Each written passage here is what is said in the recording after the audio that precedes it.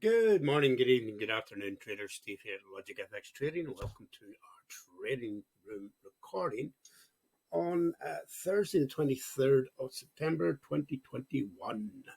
Okay, guys, yesterday we had the FOMC meeting and the Fed press conference. As expected, they didn't move interest rates. But what they did say was that in November they're going to, what's it, they signal a November taper. That's how it was reported, guys. The Fed signals November taper. So from November, the likelihood is that the Fed are going to start to pull back some of the bond buying activity and the stock buying activity that they've been doing to stimulate the economy through the COVID pandemic, guys. So we weren't sure how the market were going to react to it. But they've also indicated that they'll not be, or the Harvard's report was they're going to divorce tapering from the rate hike. In other words, they're going to taper and taper and taper, slowly but surely take the money off the table according to how they're reading the economy. And then once that's all used up, or near enough used up, then they'll start looking at hiking rates if it's necessary to do so. So the market liked that because it kind of gave them this horizon where they could say, well, there's the interest rate hikes. There's a slight slope up to it, which is the tapering. And then we'll get the, you can imagine standing in the plains looking at the Rocky Mountains. And you say, well, we've got a good 6 months or a year before we hit the rate hike situation. And the market's like that because they can see the lay of the land as it seems to be at the moment. Remember, things can change. So we had a rebound on the markets yesterday, which is fantastic because we all want the markets to go up, obviously, unless you're shorting, which is a different thing. So we're getting a little bit of direction now, guys. So we'll go on, we'll look at that. We'll look at the charts in a moment. But at least we've established a bit of a direction with that. Today we've got Bank of England interest rate decision at 12 o'clock, which is a little while's time. Not expected to do anything, to be quite honest. Certainly not looking to increase interest rates off the 0.1%. And they'll probably not do any tapering either, guys. The UK is in a bit of a unique situation in that they've been hit by the COVID situation, but they've also got the inability to import labour from Europe, which is what they used to do. And they can't do that anymore because of the rules of Brexit and what have you. It's a bit more like being a foreigner trying to get a job in Australia or in the United States. You got to go through the rigours, get the job, get your visas, etc., etc. Whereas it used to be you could just, come over, look for a job, and away you went, which was good for the economy from a point of view of there were always plenty of truck drivers, there was always plenty of people to work at McDonald's, etc., and to pick fruit and what have you, seasonal workers. And obviously immigrants weren't all doing those jobs. I'm just saying a lot of those jobs are picked up by people who move back and forward, guys. That's no longer there. So the UK economy is taking a bit of a strain at the minute. And on top of that, we've also got rising gas prices, which is also made worse by Brexit. So headwinds in the UK at the minute, guys. The pound's up a little bit at the minute against the dollar, but I think that's more to do with the dollar pulling back than the pound going long. So I'm not particularly keen on trading the pound long. Remember, we're looking for opportunities, guys, and you don't see them every single day. But we build a picture up in our own minds of what's happening. And when we see an opportunity, then we start talking about it. And we'll talk about it for weeks and even months as things progress. But at the moment, I don't particularly have anything from a currency point of view that I'm really interested in, guys. Maybe the dollar's short, since we now know, yes, they're going to taper, but they're not going to hike interest rates for the foreseeable future. So maybe we get a little bit of short on the dollar within the flat correction that we talked about yesterday. And then we're getting market manufacturing PMI flash later on. That's not going to affect what happened yesterday, guys, but it could affect what happens next month and the month after, how fast they taper or don't, as the case may be. So we keep an eye on these figures as well. Okay, just a quick look at tomorrow. Inflation rate in Japan and IFO business climate in Germany. Nothing too much to look at there. A quick look at some flipboard stories, guys. Futures rise after market rally. 5 stocks flash buy signals. We'll not go into that at the minute. When I start doing individual videos on stocks, we'll go through the whole system with you and go, right, this is where I got the idea, here's where I went through, and this is how I came to my conclusion to buy the stock or not, as the case may be. But nonetheless, futures rise after market rally. 5 stocks flash buy signals. So I kind of think that's the story of the day. The Nasdaq is moving long at the moment. The UK index has moved long. And I haven't looked at the other ones, but I think they're probably moving long today as well, off the back of the Fed yesterday, guys. These beaten down S&P 500 stocks could be due for a rebound, traders say. Crypto whale confirms bear market won't buy until 10,000K price range. This kind of buys into what I was talking about yesterday as far as Bitcoin is concerned. We'll come back to that. I just want to quickly look at Bitcoin. What I was saying yesterday was that, yes, certainly Bitcoin could go long from here, but if you were looking to buy into it, particularly for the first time, it's in a corrective structure, guys. You would not be surprised if this pulled back down into this sort of level. And it could go lower. I mean, it could go down like that and then start to come up again. But I was kind of saying, if it stayed in this, in other words, come down the zigzag like that, quite a shallow zigzag, you could get down into these sorts of levels. If we come back over here, it's 24 grand now.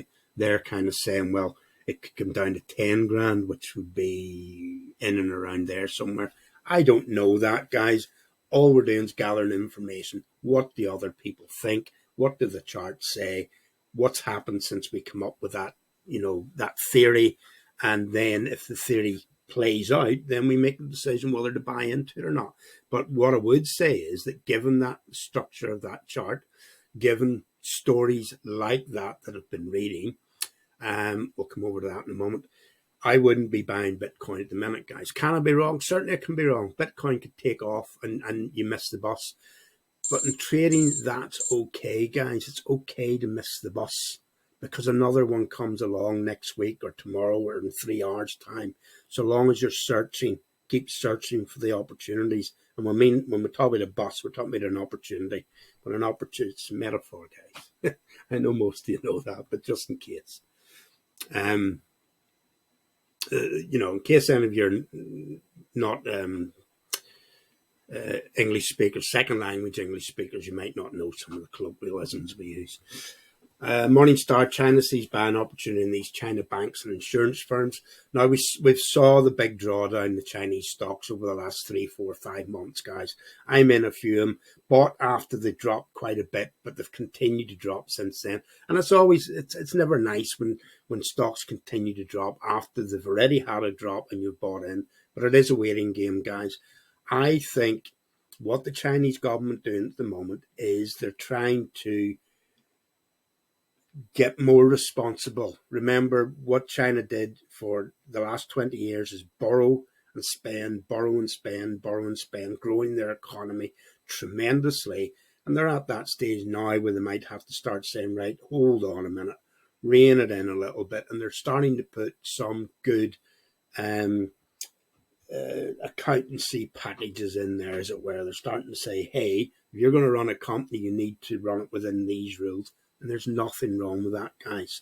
All it means is that some of the companies might be found out, that they were telling porkies about how much money they were making, etc. So there was a bit of a scare. Everybody ran away from them. I'm not saying go and jump into them today and tomorrow.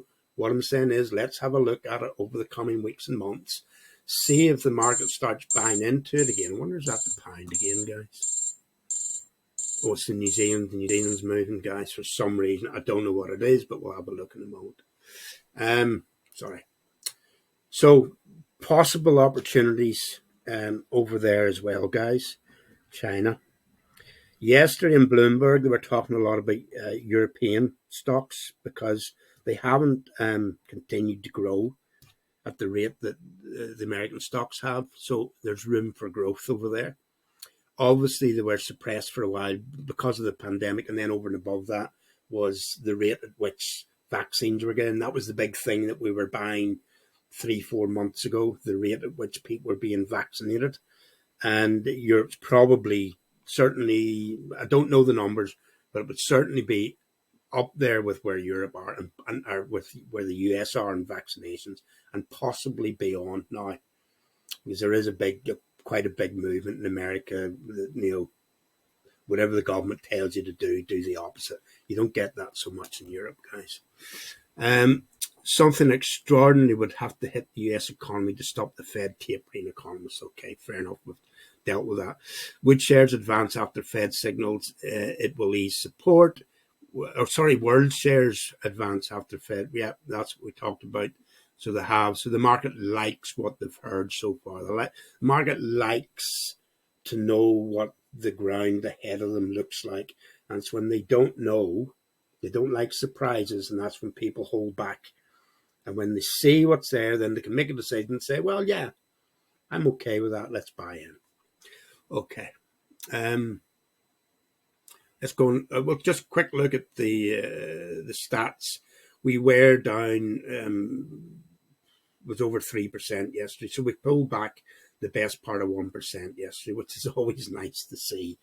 The target for the year was 20%, guys. Doesn't look like we're going to make that. If we can get 10, 11, 12, we'll be happy enough. And then remember, the year rolls. Today's the first day of the next year, and tomorrow's the first day of the year ahead. So it rolls. It doesn't all stop in December and then start again in January. It's a rolling thing, guys, even though the statistics do. But it's a rolling thing, so it's an ongoing thing. So hopefully we can continue to make this grow, and we'll set a target for next year for 20% as well, guys, and we'll see where we get. Doesn't mean that we're going to get to 20 and then stop. Obviously, if you accidentally get 30 or 35 or 40, fantastic. But conservative trading, guys, aiming for 20%. And then just down here, these are nice numbers. And I'm pleased with these numbers, guys. That's gone up. It was 1.88%. It's gone up to 2. That was because of yesterday, guys. Or not yesterday. Tuesday, when we had the big drawdown Tuesday, which is the biggest drawdown we've had in a year, folks.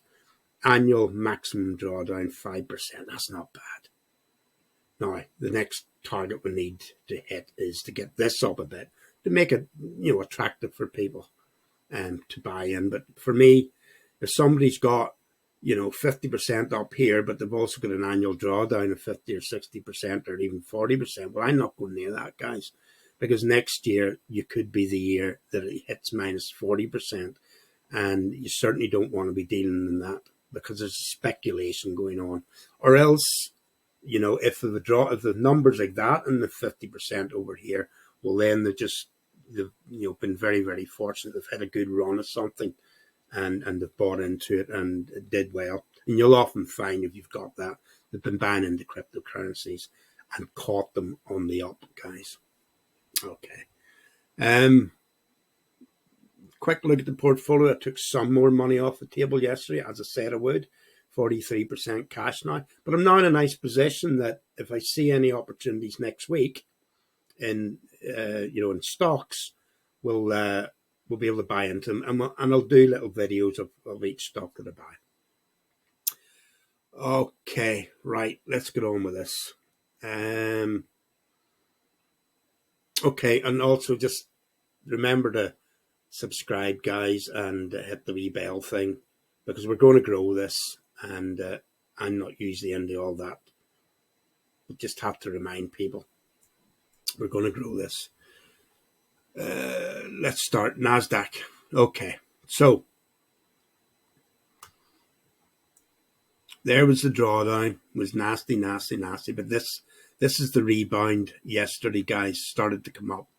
Now, what we'd said yesterday was we needed to be careful because it could be a dead cat bounce, and we could end up with a much deeper drawdown. We're not looking for something way down there yet, guys, but a drawdown within this, which is never nice because they take weeks to happen, and then you sit for weeks with everything in the red, or what you had in the green suddenly going from 30% up, if that's the way you're trading, and all of a sudden it's back at zero, and it's horrible.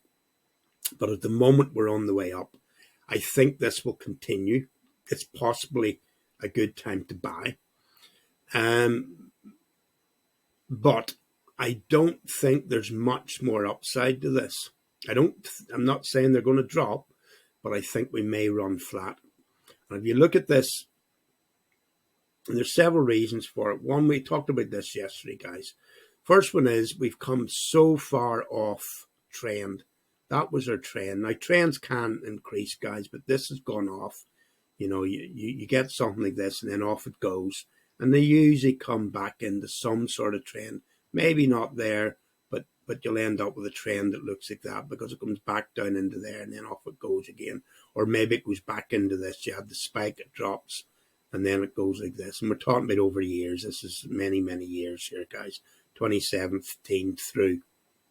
But if you look at any chart, whether it's in a 1 hour time scale, whether it's a daily time scale, you'll often see that where you've got a trend line and you get a spike away from it, price will come back down toward your trend line. So when's it going to do that? Well, if we look at this, I'm a little bit unsure about this, but what I see in this is a 1, a flat correction for a 2, a small 3, which I'm a little bit concerned about, another flat correction for a 4. And remember, not all C's come down and break. In the ideal situation, you get, do a lot of scribbling here, guys. In the ideal situation, you get your impulse, you get that, and then off you go again. But guys, they don't always look like that. It'll be very rarely that you'll get one that looks exactly like that. But you get an impulse, you get some sort of correction, and then off it goes again. Now, the correction can either be flat, which that is, or it can be a zigzag. In other words, it pulls back deeper, and off you go. We have 2 flat corrections there. Now, to be honest, you don't often get 2 flat corrections in a row. But that's certainly what it looks like. So we've had a 1, 2, 3, 4, and we're in the 5th wave here, guys. Possibly. So why do I say possibly? Because the Elliott isn't painting by numbers, guys.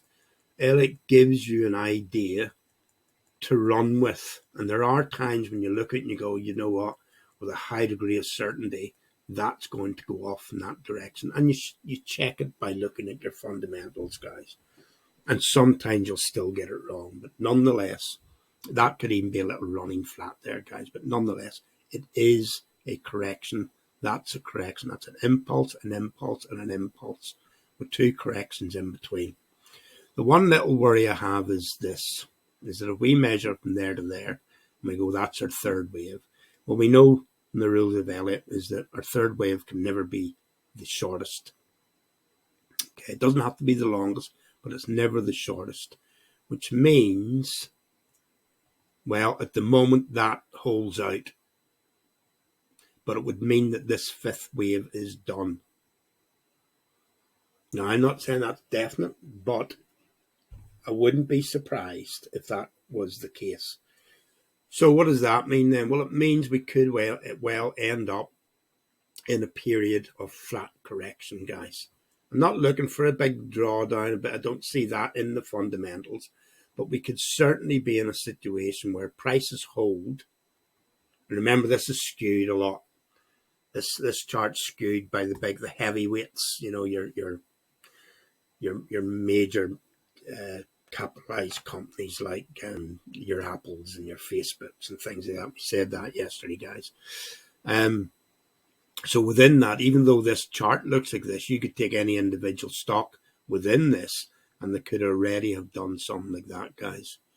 Which is possibly good news, because if prices, if the market as a whole is going to stay there, these could well come back up to their previous high, or certainly move in that direction, guys. So we'll be looking for situations like that within individual stocks, and we'll do that over the next coming weeks and months, guys. So get this out of the daily, get it down to, let's say, 4 hours. And what does that start to look like? I've just copied and pasted that from another chart. I can't remember which one it was. Now, I'm not expecting this to drop from here, guys, but just sort of saying in general, maybe it comes up like that and it comes off again. Does it have to be that size? No, it's the structure we're looking at. It could be, it could be more like that as opposed to something that looks like that. Now, anyone who was listening to me a few months ago, we copied, we copied something along those lines. I think it was something like that. When we had this correction. And at the time I said, guys, this isn't going to come any deeper. We're going to get something that looks like that. And that's exactly what we got, guys. Something that looks like that. That is something that looks like that. You're not looking at every single, you're looking at the whole structure over months, guys. We had an impulse, right? What I'm saying now is I suspect we're going to get a flat correction. Could turn out to look something like that. It could turn out to look something like that. But something like that could be sharper, it could be less. I don't expect it to be something like that. But I wouldn't be surprised when through a period of time of dips and troughs and dips and troughs. Which, if it turns out to be like that, there's still plenty of opportunities. But remember, that's the market as a whole. But over and above that, there's also when it does come down, and you've got some cash, you can buy in again, guys. When it drops, you can buy in again. Okay, that's some general thoughts of where I think the Nasdaq's going to go. Can it continue to go up? It can. It can do whatever it wants, guys. And if it continues to go up, fantastic.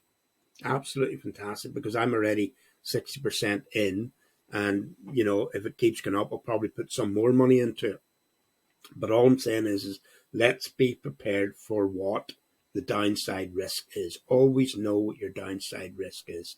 In other words, if you put more money into it, is there a chance you're going to lose it because you get a big drop like that, you panic, sell, and then 6 months later it's back up there again? Well, no, I don't think that's going to happen. Not outside the scale of what we're looking at here, guys. Maybe it comes down to there. Maybe it comes back down into the fourth wave. We'll talk about this as time goes on. Dow Jones, nice little bounce there, but not as much as we saw on the Nasdaq. We'll just leave that. I'll clean that up later. S&P, it's rebounded back up again. The whole idea of a dead cat bounce, I don't think we're getting into that, guys. I think if we were going to dead cat bounce, we'd have saw the drop yesterday rather than it holding up here. Japan, it's coming off a little bit. Don't see it getting back down into here. You could end up with something like this and then it goes back up to there again. So maybe there's opportunities. I can't trade the Japanese stock market, and I wouldn't buy at this level anyway. So down there was the time to buy if you were interested. When it was doing this, and then you caught that would have been lovely, guys.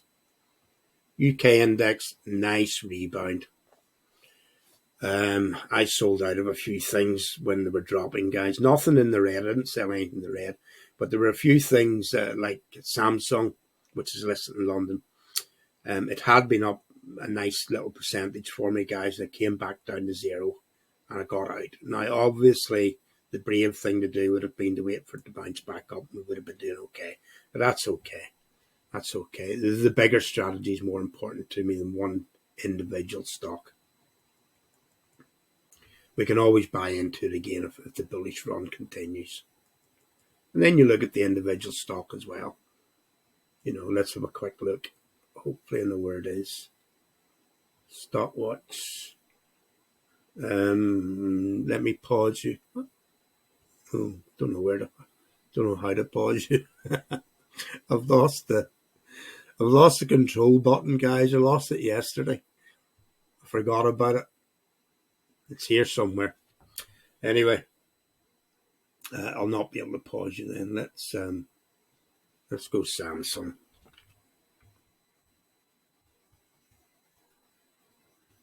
Oops.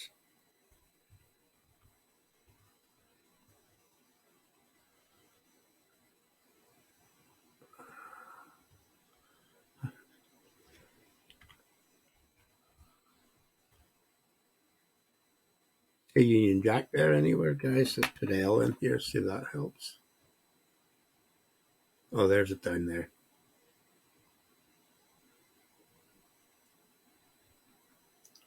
Let's come in. Is that it? Right, not a great chart, guys, but there was the drop. That's all right. Listen, if it came off a bit more then, down into that area there, certainly be interested in buying into it again. I don't think that's a chart I bought it on, guys. Probably better going over to eToro, but we've wasted enough time on it. Let's run through our watch list here and we'll get a bigger picture of what's going on. So, French, lovely rebound in the French. German, nice rebound in the German. Chinese, still down there, guys. Still worries about, what the Chinese government are doing. It's a flat correction, guys. I suspect it will go long from here. Now, way back over here, if I remember rightly, and I can look at a chart and I'll know what I thought, guys. I've been doing this that long.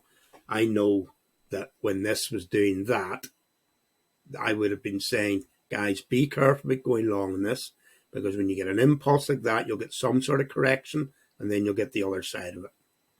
That's what that indicated there, guys. That was a measure of that when it was here. Probably drew that. Now, does that mean you're going to be right all the time? No, but what it means is, unless it does that, you don't buy. Because if you start buying in here, look where you end up. So this is where Elliott is really, really useful, guys. Not so much in, not only can it let you know where to buy, but it can let you know where not to buy. Now, does that mean that it's right all the time? No, it doesn't. But as we said earlier, it's okay to miss the odd bus, guys. So down it comes. Now it's in a little corrective phase. Is it a little ending diagonal? A bit too shallow to be an ending diagonal, but you do get these structures, and then off you go. I suspect, as I said from around here, I've moved this since, but I copied this from somewhere, don't know where, because that's what I was seeing in there, guys. And I said, look, this is what we could be looking at. And I still think that's what we could be looking at with the Chinese stocks. So let's see if we get our first move out. The break of that alarm line there. And this is actually beautiful. Not necessarily move like this, obviously. Break out, set up, in you go. And then you've got to decide, do you right? Oh, there it is there. Can you guys see that? I don't think you probably can. I've just found my little controls. So then you either take that or you ride through that for that. You ride through that for that. I usually just take my profits. Certainly at the minute anyway. And then Hong Kong hasn't rebounded as much, guys. There's obviously some fears in there still, which is the same as with China. So I still think there's upside to these. Aussie, nice rebound. Nice rebound on the Russell 2000. DXY. Now, what I said yesterday was that if there was any sign of the Fed tightening, you'll get, let's get this into the 1 hour time scale. You'll get a move long in the dollar. We were here. And there's the news, guys. And this is why I never trade the news. I used to try and trade these way back because it invariably catches you out. There are big boys who play this game, and they manipulate things, guys, around news events. And there was the news. And this would have happened over the period of the Fed press conference. As initially they thought, oh no, don't like this. And then, oh, we do like this. And then today they've gone, no, we don't like this. Difficult game to play. But what we said was, if there's any sign of a tightening from the Fed, you'll get the dollar going up. And it did. But given that it's come back off again, I suspect, remember we talked about head and shoulders there, guys? Yet again, I don't trade those structures, but we're aware of them. It brings our attention to things and say, hey, hold on a minute, is that what it looks like? I suspect we could well see the dollar dropping over the next lot of weeks and months, guys. Now, remember, I was calling it short from over here as well, because we had that move that over there. We had that impulse, and we started to get this ending diagonal, guys. Now, when you're lucky, an ending diagonal looks exactly like that, and you get, you get a lovely divergence over here. Maybe you put it into 4 hours, you might see it better. Yeah, see the divergence, guys, between the impulse and then each successive peak, and then you get your drop. Which is grand if you got it at the top, but unfortunately I was trying to trade it short from here somewhere and just about got my money back. But if you're getting a change in direction, in other words, if you've had an impulse but trend still that way, then this can be a great place to get in to a continuation trade. In this situation, that's not what it was, because trend is flat. But I was hoping that maybe this would push down into the bottom. You see that ending diagonal there, guys? And then we got that, which was the exact opposite of what this is. Let's see if I can. Oops. Yeah. Where you got that impulse, and then you get your ending diagonal. Now, that bit's not as blatantly obvious, but this, you can see the divergence in there, guys. So this was always going to break up. Now, I didn't catch it. I got in, I got out again, I got in, I got out again, and then I got fed up with it and I left it. Because these things take weeks, guys. That, when you're looking at that, that's weeks. So, you think, oh, well, maybe I'm wrong, maybe I'm right. Anyway, in the end off it took. Then we got another diagonal, dropped it a little bit. It's run flat since then. But the bigger structure for me, when we go back to the daily, and we called it from here, fifth wave, finished, started to get the pullback. From there, I said, the dollar will do something like that, guys. It could, climb a little bit, but it's going to be a corrective structure, and it may go flat. And that's what it's done. Now, to be honest, I didn't trade it, and I haven't traded it. I haven't been trading the dollar since we were over here. Not successfully, anyway.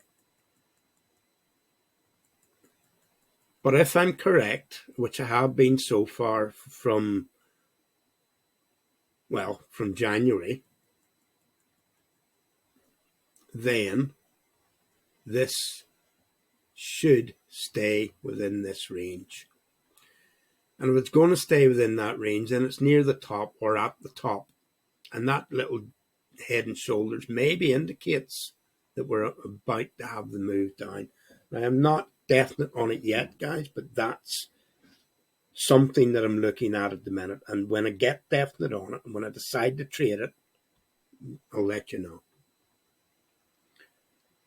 Remember, I'm just building a picture, guys. I'm only back from Monday. And I like to build a picture over a couple of weeks, and then I start making financial decisions. As I said the other day, it's a bit like being off school for a week or two, and you've got to catch up on where we were. Teachers talking about a subject that they started last week, you weren't there, and you missed the end of the last subject, and you've no idea what this new subject's about, and you've got a few weeks. You really need to get on it and find out what's going on. That's where we are with this, guys. Or that's where I am with this, should I say. Euro USD, because we're looking at the the dollar to drop. Then remember, this was if the Fed tightened or got overly hawkish and the dollar started to go long, then we would see that happen, which is what we were indicating. But given what we've been talking about, I suspect you could see a bit of a drop in the dollar and move in that direction, guys. We're not looking for anything above there. We're looking for something that maybe looks like that or like that. Could even look like that. But a move from here up into there. if that was something you wanted to trade. Pound, dollar, there's a little movement there in the pound. I'd be a little bit more wary of the pound because of what we talked about earlier. So I would leave that, even though it does look like it wants to come back up into there. Aussie, nice move there, guys. Maybe it comes back up into here. New Zealand, couple of nice moves this morning on New Zealand. We did say that structure looks like it wants to break out. I wouldn't try and trade it any further than there. But when it gets to there, then maybe you can say, and you've traded it, maybe you can say, right, put my stop to 0, let's see how we go, or trailed my stop. If it comes off again, then I've kept that profit, or at least I haven't lost any money. US CAD, yep, talked about the head and shoulders. Let's see if this goes. Put my alarm back into place. There's nothing definite in any of these guys, but that's starting to see a move there. Maybe it goes. Nice move up in the against the yen. But look at that structure, guys. I don't want to bet against that. It could just stay in that. It could just bounce along. Swiss. Well, let's have a look at the gold. There's more to the Swiss than just gold, but gold kind of, it's 25% based on gold. So if gold's moving, which it will do if the dollar drops. Now, it won't have moved massively yet, but if the dollar did, make that move down that we were looking at, then you could well see a move up here in gold, which would be nice for me, because maybe it could take some of those hedges off that had got involved in the last time we thought there was going to be a major correction. Because the hedges turned out to be a bit of a drag on the account, guys. And silver would be the same. It would go up if dollar drops. And Bitcoin, also the same, but remember what we talked about. Bitcoin is possibly in a bigger corrective structure, so be careful of getting involved in Bitcoin at the moment. Listen, if it dropped down to 20,000 or even lower, great opportunity so long as you're prepared to hold on to it. Could happen sooner rather than later, but not necessarily a great opportunity at $44,000, guys. Because part of that as well is, it would have to go to $88,000 for you to double your money. If it dropped down to 20 or thereabouts, it would only have to come back up to 40 for you to double your money. So it just makes sense. If it gets to there, think about buying it. If it doesn't get to there, forget about it and look for something else. Ethereum, same thing. It's in a corrective structure, guys. Maybe this is the breakout point. But yet again, if that's the all-time high, which I'm not sure that it is, it's not far off the all-time high. Yeah, it's not far off the all-time high. If that's the all-time high and you're buying in now, things get to the all-time high that could come off again.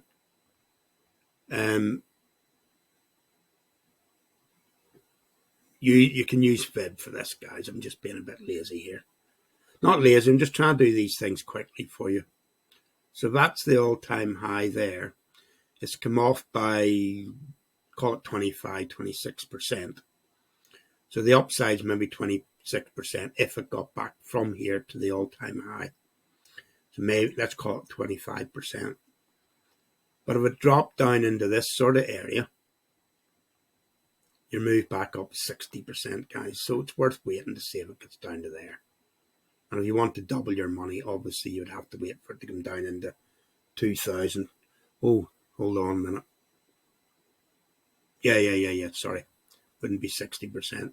It would be, if you bought in there and it gets to there, you've doubled your money because you bought it for half. And it goes up and you're worth 1. So you've doubled your half. So you've doubled your money. Okay, so really you want to wait till it gets down into 2,000 or thereabouts.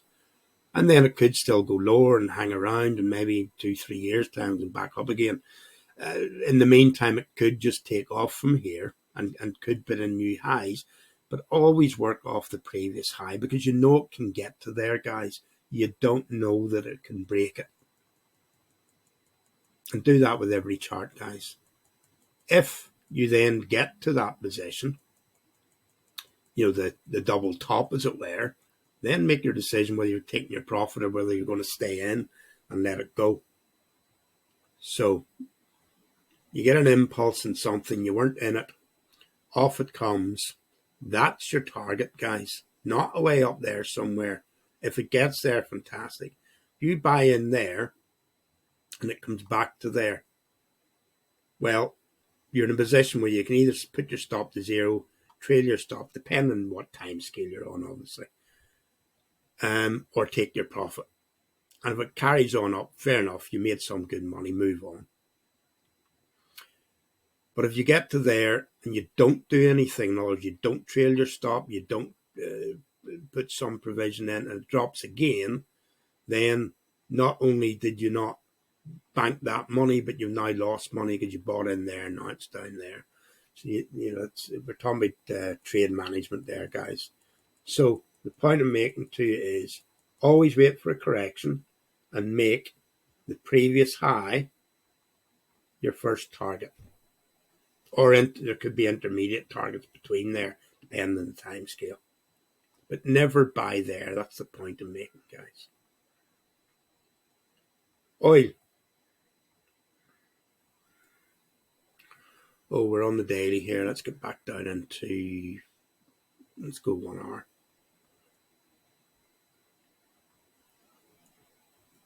Case in point, don't buy there. Let it drop and then buy in if that's what you want to do.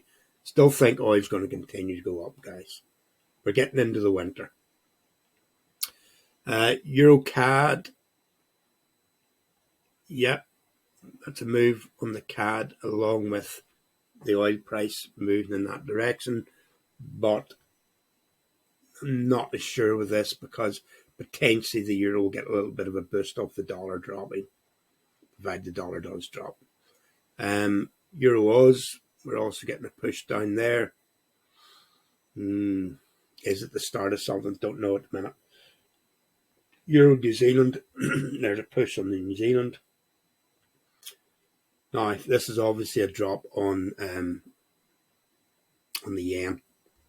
Remember, we got the push up in the end earlier in the week. There's a pull back down again. But at the moment, it's still within this structure. But it's not necessarily something to write home about yet. Euro yen, Euro Swiss hasn't moved. Pound CAD, bit of downside movement against the pound. Pound odds, downside movement against the pound. Pound New Zealand, downside movement against the pound. Could this be the other side of that, guys? The other side of that, although it looks a bit small for that, but nonetheless, it could well be the start of that. It's moving as we speak. Pound Swiss. Can't remember when I placed that in there, but obviously it worked out so far. Pound Euro, don't like trading that. Pound Yen, well, obviously the Yen's dropping more than the Pound's growing, so, the Yen's dropping faster than the Pound's dropping, so that's why you got that moving in that direction. Aussie Yen, nice breakout, that's what we were looking for. Getting a few ideas here, guys.